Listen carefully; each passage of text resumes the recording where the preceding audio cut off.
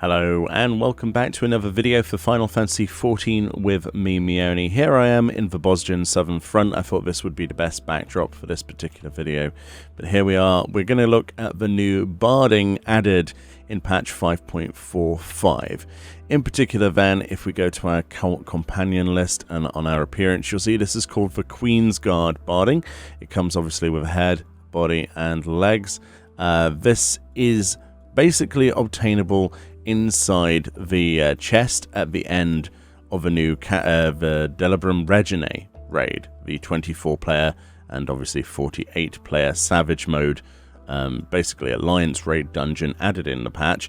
And from the personal spoils at the end, from the chest, you have a very low chance of getting all manner of things, including the new Gabriel mount, the new hairstyle that we looked at in the previous video that I'm wearing here under the hat, and of course the Queen's Guard barding, which I personally quite like. So here is what that looks like then. We're just going to summon our burb. And I think you'll agree that this definitely has a steampunk sort of vibe to it, with the spikes and obviously the exhaust pipes and nice frills at the back and the cogs and things.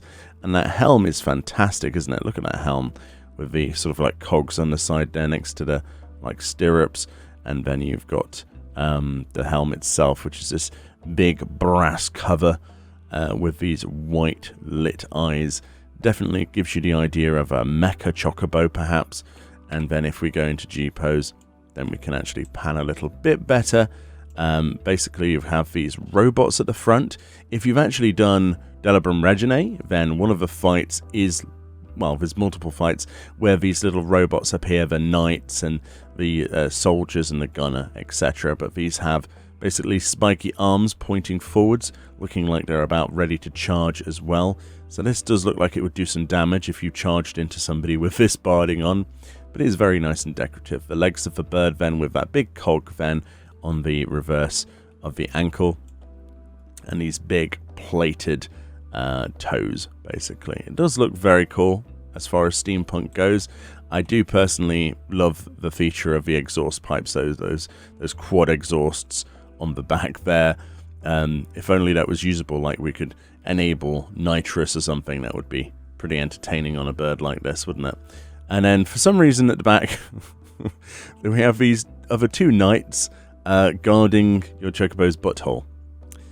Yes, that's the thing. They're just sort of staring at it, like if anyone goes near it, they're going to get spiked. Yeah, I'm not sure either, but maybe they should have been facing outwards. I don't know. It's definitely the rear defense that I didn't expect to find on this particular barding. I do like this sort of almost fabric, which looks almost like corrugated metal actually, sort of almost fabric, sort of like Quaintrell frill on the back. Very nice indeed. So there we go. You too can have a guarded butthole and a guarded front in a very nice steampunk-esque barding. What do you guys think about this? Currently, this is one of the cheaper items to come from Bosnia, if you wanted to purchase it on the market board. I think this cost me about 1.1 mil, something about like that on Cerberus, I think it was, where I purchased it on Chaos Data Center. So it's actually not that bad. Obviously, your price may differ depending on where you live, what data center and what servers you live on. But yeah, it's not the worst looking barding, and a lot of people will like this. It's probably one of the better ones from Shadowbringers that we've seen so far, and obviously does reference the actual fight that this is actually, coming from, which is nice. It's not just a generic steampunk set. The robot with the spikes and the all the cogs and things does make a lot of sense, and that seat does look quite comfy.